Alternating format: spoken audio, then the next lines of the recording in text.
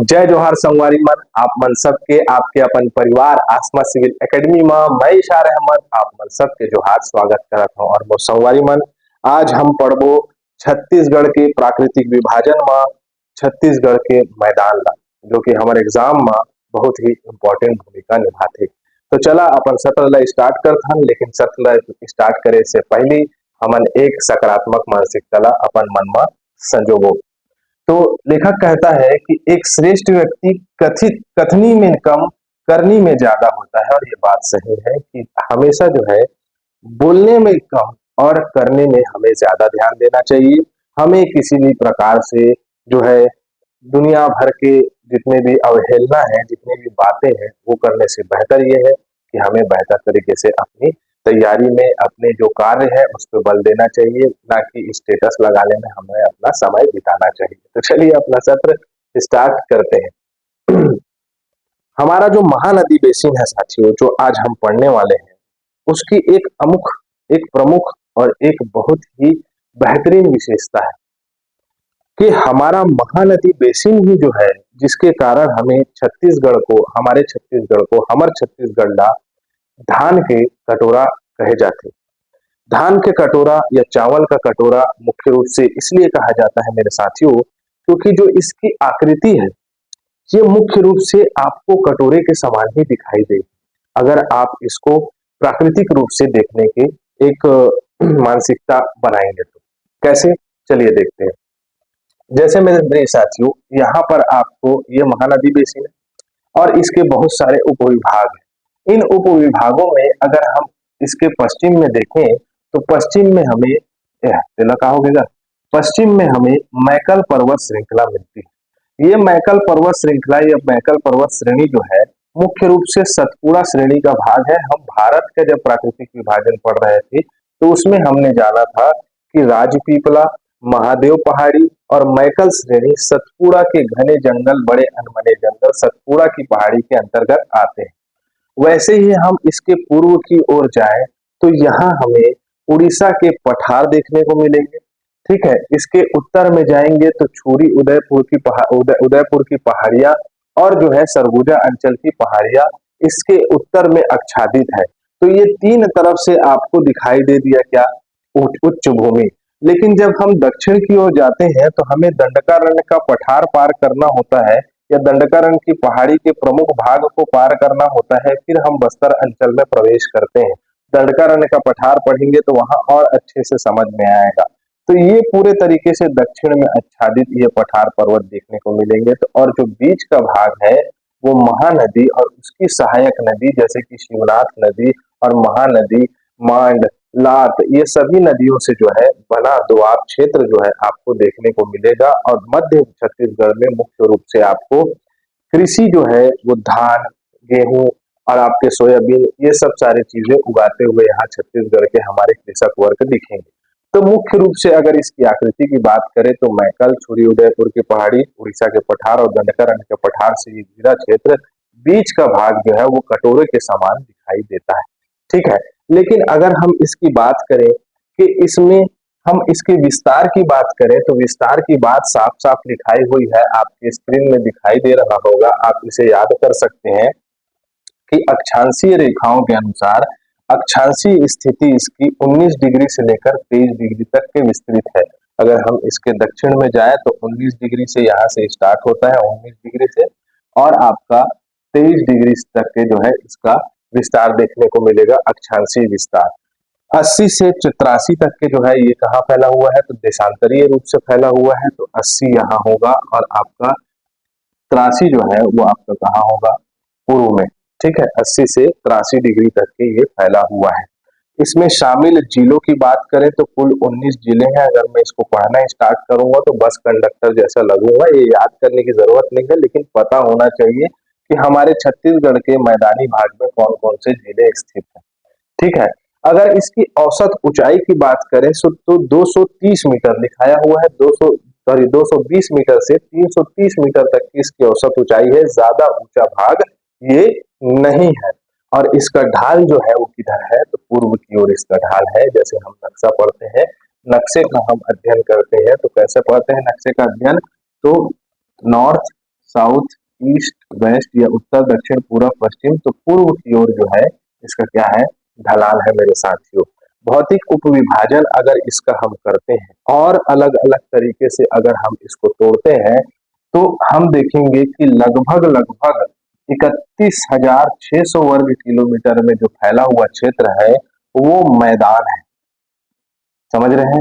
लेकिन जो 36,464 वर्ग किलोमीटर का क्षेत्रफल है, ओवरऑल कितना है, तो ओवरऑल की बात करें तो 68,064 वर्ग किलोमीटर का क्षेत्रफल जो है वो महानदी बेसिन का है, जो कि हमारे छत्तीसगढ़ का 50.34% घेरता है। इतना तो हमें पता है। लेकिन इस 68,064 वर्ग किलोमीटर का जो 31,600 किलोमीटर है, वर्ग किलोमीटर है, वो प्योर मैदान है। लेकिन अगर हम बात करें 36,464 वर्ग किलोमीटर का जो क्षेत्र है वो सीमांत उच्च भूमि के अंतर्गत आता है, मतलब ऐसे भाग जो मैदान से थोड़े से ऊंचे हैं, ठीक है ना, पठार है लेकिन ऊंचे हैं, उस भाग को काउंट किया जाता है, जिसके अंतर्गत हम पढ़ेंगे पेंड्रा लोरमी का पठार जो कि हमारे छत्तीसगढ़ के पश्चिमोत्तर क्षेत्र में विस्तृत है, बिलासपुर का मैदान, हसदेव मांड और आपका केलो नदी के द्वारा बनाया गया क्षेत्र, दुर्ग रायपुर का मैदान, ये मैदानी भाग है। और छुरी उदयपुर पर्वत श्रृंखला का भाग जो कि हमारे मैदानी भाग में जो आता है, मैकल पर्वत माला वाला क्षेत्र, ये पूरा पर्वतीय क्षेत्र है। दुर्ग राजनांदगांव उच्च भूमि और धमतरी महासमुंद उच्च भूमि, ये सब सारी चीजों को एक एक करके पढ़ लेते हैं और याद कर लेते हैं मेरे प्रिय साथियों, बहुत ही इंपॉर्टेंट है। मैंने सबसे पहले बात किया मैदान पेंड्रा लोरमी के पठार की, तो पेंड्रा लोरमी का पठार आपको ये दिखाई दे रहा है, ठीक है। देखो यहाँ पर मैंने दो मैप रख दिए हैं, आप देख सकते हो कहाँ गया। तो बेसिकली साथियों ये वाला भाग जो है हमारा पेंड्रा लोरमी का पठार वाला भाग है। कौन सा भाग है, पेंड्रा पेंड्रा लोरमी का पठार। इस पेंड्रा लोरमी पठार की खासियत ये है कि यहाँ दो उच्च भूमि दिखाई देंगे या दो पर्वत या दो पठार जो हमारे उच्च चोटी देखने को मिलेगी। पहला है पालमा की चोटी और दूसरा है लाफागढ़ की चोटी। लाफागढ़ की चोटी जो है वो कहाँ है, तो कोरबा में है। और आपका पेंड्रा लोरमी, आपका पेंड्रा गौरेला पेंड्रा मरवाही में जो है आपका वो पालमा की चोटी मिलेगी। तो ये यहाँ से प्रश्न पूछता है सीधा सीधा कि बताइए पेंड्रा लोरमी के पठार की उच्च चोटी कौन सी है। तो आपको तो पता है पालमा पेंड्रा लोरमी पठार में है, लेकिन अगर लाफागढ़ पूछ देगा तो लाफागढ़ तो कोरबा में बोल दोगे, लेकिन अंतर्गत किसके आता है, तो पेंड्रा लोरमी के पठार के अंतर्गत आता है, ठीक है। उसके बाद आता है आपका हसदेव मांड बेसिन। तो ये वाला जो आपको भाग दिखाई दे रहा है ये बेसिकली है आपका हसदेव मांड बेसिन वाला भाग। हसदेव नदी और मांड नदी के द्वारा बनाया गया क्षेत्र। हसदेव मांड नदी की बात करें तो जांजगीर चांपा रायगढ़ जिले में स्थित है। कोरबा जांजगीर चांपा रायगढ़ जिले में स्थित है। इससे बहने वाली नदियां मुख्य रूप से हसदेव मांड और केलो नदी, जैसे कि मैंने आपको बताया, इसकी ऊंचाई मुख्य रूप से 230 मीटर है। बिलासपुर का मैदान की बात करें तो आपको ये बिलासपुर का मैदान दिखाई दे रहा है, यहीं पर खड़े हो पढ़ा रहा हूं मैं, ठीक है। ये भी 200 से 300 मीटर ऊंचा है, यहाँ से इतना ही जानना जरूरी है, ठीक है। जांजगीर चांपा तक फैला हुआ है, ये भी जान सकते हैं। अब है दुर्ग रायपुर का मैदान। तो ये आपको दिखाई दे रहा है दुर्ग रायपुर का मैदान जो अलग अलग क्राइटेरिया में फैला हुआ है। यहाँ दिखाई दे रहा है आपको, ये महानदी पार का मैदान कहलाता है। ये वाला भाग देखो, मैप देखो, तुरंत मैप से सारी चीजें याद होगी बेटा। ये महानदी के पार का मैदान कहलाता है बेसिकली ये वाला भाग, ठीक है। ये वाला भाग, अरे काबर डूब जाता है, नाराज है, ठीक, ये वाला भाग। उसके बाद महानदी शिवनाथ का दोआब क्षेत्र है, ठीक है। फिर शिवनाथ के पार का मैदान, तो ये आपको पता होना चाहिए। मैंने सारी चीजें लिख दी है, लेकिन सीधा सीधा प्रश्न पूछेगा कि आपका निम्नलिखित में से महानदी से पूछेगा आपसे कि महानदी शिवनाथ दोआब के क्षेत्र के अंतर्गत कौन कौन से जिले आते हैं। तो रायपुर, दुर्ग, बलौदा बाजार और बालोद जिले आते हैं, आपको ये पता होना चाहिए, ठीक है। तो ये हमने इसको विभाजित कर दिया, उतने कठिन प्रश्न नहीं पूछता है, लेकिन हमें याद होना चाहिए। अब आ गया क्या है, चंवर ढाल। तो चंवर ढाल आपको यहाँ हसदो मांड बेसिन वाले क्षेत्र में दिखाई दे रहा है। चंवर ढाल मुख्य रूप से कहाँ है, तो हसदो मांड बेसिन वाले क्षेत्र में स्थित है। कहाँ से कहाँ तक के विस्तार है बोलेगा, तो जांजगीर, सक्ती, खरसिया के मैदान तक के इसका विस्तार है चंवर ढाल का, ठीक है। तो ये छोटी छोटी पहाड़ियां हैं जो कि चंवर ढाल के रूप में जानी जाती है। तो कहाँ कहाँ पर है? जांजगीर, सक्ती, खरसिया मैदान में इसके अंतर्गत आते हैं। ठीक है, छोटी छोटी पहाड़ियां हैं। आगे बढ़े, उसके बाद आ गए उच्च सीमांत उच्च भूमि।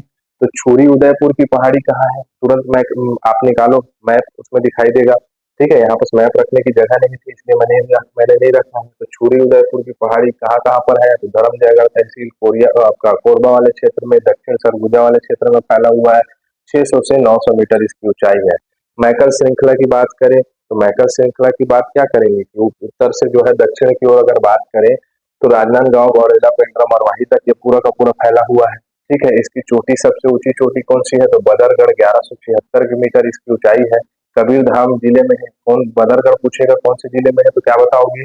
बदरगढ़ की पहाड़ी कबीरधाम जिले में स्थित है। पूरा स्टैटिक पोर्शन है बेटा। ठीक है, अगर इसके पूर्व की ओर क्या है इसका, हमारे जो कबीरधाम वाला जिला देखो, मैकल श्रेणी की वजह से वृष्टि छाया वाला क्षेत्र हो जाता है। क्या होता है वृष्टि छाया वाला क्षेत्र? आसान भाषा में विजुअलाइज करेंगे, जब मानसून प्रवेश करता है ना मेरे साथियों, तो जिस ओर से प्रवेश करता है उस पहाड़ी में, उस पहाड़ी क्षेत्र में बेसिकली वर्षा हो जाती है। लेकिन जैसे जैसे वो ऊंचाई में जाता है, क्या ऊंचाई में जाता है? तो बादल, वर्षा वाले बादल जैसे जैसे ऊंचाई में जाते हैं वैसे वैसे अपनी आर्द्रता खोते जाते हैं। आर्द्रता जैसे जैसे खो देते हैं तो जब वो दूसरी ओर जाएगा, जब वो मतलब कौन सा भाग दूसरी ओर जाएगा? जब वो आर्द्रता वाली, जो आर्द्रता कम होने वाले बादल दूसरी ओर जाएगा तो वो कम वर्षा करता है। तो कबीरधाम दुर्ग जिले में कम वर्षा किस वजह से होती है? तो कम वर्षा होती है मैकल श्रेणी की वजह से। आओ एक बार थोड़ा सा मैं समझा भी देता हूँ। यहाँ पर का बोल दिए सर, समझ में नहीं आया। देखो बेटा, जो मैं मैकल श्रृंखला की बात कर रहा हूँ वो कुछ इस प्रकार से है। प्रैक्टिकल वे पे पहले लॉजिक भी पता होना चाहिए। स्टैटिक तो हम याद कर लेते हैं लेकिन हमें लॉजिक पता होना चाहिए कि क्या होता है। यहाँ पर जगह कम है तो मैं पिछले पेज में करवा दूं क्या? चलो, यहाँ पर हो तो जगह ठीक, यहाँ पर समझने लायक जगह है। क्या होता है आखिरकार वृष्टि छाया वाला क्षेत्र? आपको ये पता है कि ये मैकल श्रेणी है। ठीक है, इधर जो है कबीरधाम है। ठीक है, कबीरधाम जिला ये वाला। अब यहाँ पर ये कुछ इस प्रकार से होगा। ये वाला है गया आपका कबीरधाम, केडी लिख दिया, और इधर मध्य प्रदेश। ठीक है, मध्य प्रदेश राज्य का जिला है। जब यहाँ से मानसून प्रवेश करता है, कहाँ से? तो आपका पश्चिम, आपका छत्तीसगढ़ से। तो ये बादल जो है वो इधर वर्षा कर देंगे, अत्यधिक वर्षा हो जाएगी इधर से। लेकिन जैसे जैसे ये ऊपर जाएगा ये अपनी आर्द्रता खो देगा। क्यों खोएगा? क्योंकि इस क्षेत्र में काफी अत्यधिक वर्षा कर चुका है। तो यहाँ आए तक के, इतने भाग में आए तक के उसके पास वर्षा, उसका जो डेंसिटी है, उसकी कैपेसिटी है, कम हो जाएगी। तो वो जब इधर से गुजरेगा, ठीक है, जब इधर से गुजरेगा, है ना, इस प्रकार से आसान भाषा में समझते हैं, तो यहाँ से वर्षा क्या होगी? वर्षा जो है यहाँ कम होगी। ठीक है, जब कम होगी तो वो क्षेत्र क्या हो जाएगा? वृष्टि छाया क्षेत्र। तो मैकल श्रेणी के जो पूर्व वाले भाग है वो वृष्टि छाया प्रदेश के अंतर्गत आते हैं। ठीक है, ये पता होना चाहिए। दुर्ग राजनांदगांव उच्च भूमि, दुर्ग राजनांदगांव उच्च भूमि की अगर बात करें तो डोंगरगढ़ यहाँ की सबसे ऊंची चोटी है, राजनांदगांव में 704। फिर उसके बाद दल्ली राजहरा है 700 मीटर का। ठीक है, आपका कहाँ? तो बालोद में। धमतरी महासमुंद उच्च भूमि की बात करें तो यहाँ पर आपको मिलेगा ढारी डोंगर, ढारी डोंगर की पहाड़ी। ठीक है, महासमुंद जिले में 899 मीटर का। पूछा हुआ प्रश्न है बेटा सब, जितनी भी चीजें बता रहा हूँ, है ना। तो ये आपका धमतरी महासमुंद उच्च भूमि, ये दुर्ग राजनांदगांव उच्च भूमि, है ना। उसके बाद नीचे में दंडकारण्य मिलेगा आपको। तो ये मुख्य रूप से दंडकारण्य के पठार का स्लोप वाला ही भाग है। ठीक है, लेकिन इसको अलग कर दिया गया है। ठीक है, अगर हम भूगर्भिक संरचना की बात करें तो मुख्य रूप से महानदी बेसिन और मध्यवर्ती मैदान में लगभग 50% कड़प्पा शैल के क्रम पाए जाते हैं। कैसे पाए जाते हैं? कड़प्पा, कड़प्पा शैल समूह में क्या मिलेगा? तो चूना पत्थर मिलेगा। ठीक है, पत्थर मिलेगा, डोलोमाइट खनिज मिलेगा, जो कि भिलाई स्टील प्लांट में जाते रहता है। ठीक है, मृदा और कृषि की बात करें तो काली मिट्टी भी मिलेगी। कहाँ काली मिट्टी मिलेगी? तो दुर्ग वाले क्षेत्र में काली मिट्टी मिलेगी, मैकल श्रेणी वाले क्षेत्र में काली मिट्टी मिलेगी, कुछ धमतरी वाले भाग में भी काली मिट्टी मिलेगी। ठीक है, मृदा वाला पार्ट पढ़ेंगे भी तो उसको अच्छे से समझेंगे। ठीक है, तो लाल पीली मिट्टी मिलेगी। ठीक है, जनसंख्या घना तो सबसे ज्यादा महानदी बेसिन में, साक्षरता सबसे ज्यादा महानदी बेसिन में, औद्योगिकरण सबसे ज्यादा महानदी बेसिन में। अपवाह तंत्र की बात करें तो महानदी की सारी सहायक नदी को याद रख सकते हो। ठीक है, नदी अपवाह तंत्र में ट्रिक के माध्यम से बताऊंगा, अभी एक्सप्लेनेशन वाली क्लास चल रही है तो उसको ट्रिक के माध्यम से भी याद करेंगे अपवाह तंत्र को। तो ये सब सारी चीजें हमें पता होनी चाहिए। और अपवाह तंत्र के बाद जलवायु बात करें तो जलवायु यहाँ उष्णकटिबंधीय जलवायु है। उष्णकटिबंधीय जलवायु होने की वजह से यहाँ पर तापमान जो रहता है गर्मियों में 40-45 डिग्री तक चले जाता है और ठंडी के समय में 20 से 25 डिग्री सेल्सियस तक रहता है। ठीक है, जनसांख्यिकी की बात करें तो मुख्य रूप से बैगा और कमार जनजाति रहती है, वो भी कहाँ, धमतरी वाले क्षेत्र में, और मैकल वाले क्षेत्र में बैगा रहते हैं। अब प्रश्न कर लेते हैं, ऊपरी महानदी बेसिन को ऊपरी नर्मदा से अलग करने वाली श्रेणी कौन सी है? कौन सी है? नर्मदा नदी और महानदी को अलग करती कौन सी है? तो मैकल श्रेणी। अब बोलोगे कैसे सर? देखो बेटा, ये मान के चलो छत्तीसगढ़ है हमारा। ठीक है, ये हो गया मैकल श्रेणी वाला भाग। यहाँ से नर्मदा नदी निकल गई और महानदी यहाँ सिहावा से निकलेगी। ठीक है, सिहावा पर्वत से ऐसा करके गुजरेगी। अब इन दोनों के बीच में जल विभाजक काम मैकल श्रेणी कर रहा है ना। ठीक, आगे बढ़े, चलो। इस राज्य के किस पर्वत को प्राचीन काल में सुक्तिमती कहा जाता था? अभी नाम लिया हो उसी को कहा जाता था, सिहावा को कहा जाता था। सिहावा पर्वत को सुक्तिमती पर्वत के नाम से जाना जाता था। सिहावा श्रेणी धमतरी जिले में स्थित है। प्राचीन में सुक्तिमती पर्वत कहा जाता था। छत्तीसगढ़ के सबसे बड़ी महानदी का उद्गम यहीं से होता है। सप्तशृंगी ऋषि का आश्रम भी यहीं स्थित है। अगला बढ़ते हैं, सिहावा पहाड़ी क्यों प्रसिद्ध है? क्यों प्रसिद्ध है? महानदी के उद्गम की वजह से प्रसिद्ध है। किस लिए प्रसिद्ध है?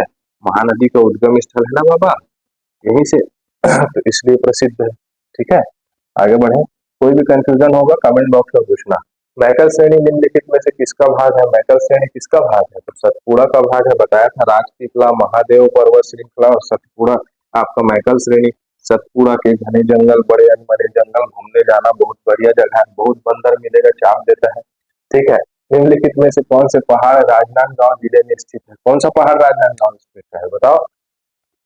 कलवारी। पढ़ाते पढ़ाते बताया, राजनांदगांव चूरू में कलवारी पहाड़ी। ठीक है, आगे बढ़े, चलो। सोनबेरा पठार किस जिले में स्थित है? तो सोनबेरा कहाँ है? तो सोनबेरा हवाई कटी है। सोनबेरा उड़ीसा में है, लेकिन ये कहाँ तक क्या जाता है? गरियाबंद तक क्या जाता है सोनबेरा का पठार। ठीक है, तो ये सोनबेरा का पठार या उड़ीसा का पठार उड़ीसा राज्य में है और महासमुंद जिले में गरियाबंद जिले तक आ जाता है, तो ये पता होना चाहिए। ठीक है, कालाहांडी भी उधर ही आता है। निम्नलिखित में से कौन से पर्वत श्रेणी छत्तीसगढ़ से घिरा हुआ नहीं है? कौन सा नहीं है छत्तीसगढ़ से घिरा हुआ? रामगिरी है क्या, सिहावा है क्या, महेंद्रगिरी? महेंद्रगिरी उड़ीसा तक के फैला हुआ है। महेंद्रगिरी उड़ीसा में है। मैकल है, रामगिरी है, सिहावा है हमारे छत्तीसगढ़ में। महेंद्रगिरी उड़ीसा में। छत्तीसगढ़ के मध्य मैदानों को कहा जाता है, क्या कहा जाता है? भारत मध्य भारत का चावल का कटोरा कहा जाता है, राइस बाउल। ठीक है, आगे बढ़े, चलो। अगला प्रश्न है, छत्तीसगढ़ की मैकल श्रेणी की पहाड़ियों में सबसे ऊंची चोटी कौन सी है? तो ऊंची चोटी कौन सी है? तो आपका देवगढ़, लापागढ़, बदरगढ़ या आपका रायगढ़। बदरगढ़ की सब ऊंची चोटी कितना मीटर है? बदरगढ़ मैकल का 1176 मीटर। प्रश्न पूछेगा। ठीक है, आगे बढ़े, चलो। छत्तीसगढ़ के मध्यवर्ती मैदानों को किस नाम से जाना जाता है? किस नाम से जाना जाता है? मध्य भारत का धान का कटोरा, अभी बताया है। ठीक है, चलो। चंवर ढाल स्थित है बिलासपुर के मैदान में, हसदो मांड बेसिन में कहा है? हसदो मांड बेसिन बताया था। चंवर ढाल शक्ति, खरसिहा, खरसिहा वंसिहा तक के पूरा फैला हुआ है ना चंवर ढाल। कुम्हार पहाड़, जांजगीर चांपा, हसदो मांड बेसिन में। पाल्मा के अलावा निम्नलिखित में से पेंड्रा लोरमी के पठार के सबसे ऊंचा हिस्सा कौन सा है? तो पल्मा के बाद ये देखो पूछ दिया है, पल्मा के बाद कौन सा है? तो आपका लाफागढ़ कहाँ है? कोरबा में। ठीक है, पल्मा कितना है? 1080, 1048 लाफागढ़। चंदेली पहाड़ लोरमी में है, 821 मीटर। ठीक है, लोरमी में है चंदेली पहाड़। और आपके लिए प्रश्न है, छत्तीसगढ़ राज्य में उत्तर में निम्नलिखित में से किस पर्वत को उच्च श्रेणी पठार है? ठीक है, आप लोगों को इसका आंसर देना है। तो यहाँ हमारा सत्र कंप्लीट होता है। अभी तक आप हमारे टेलीग्राम चैनल से नहीं जुड़े हैं तो जुड़ जाइएगा। ठीक है। आपको निरंतर जो है ये क्लास मिल रही है, तो इसी के साथ मैं इजाजत चाहूंगा। जय जोहार, जय छत्तीसगढ़।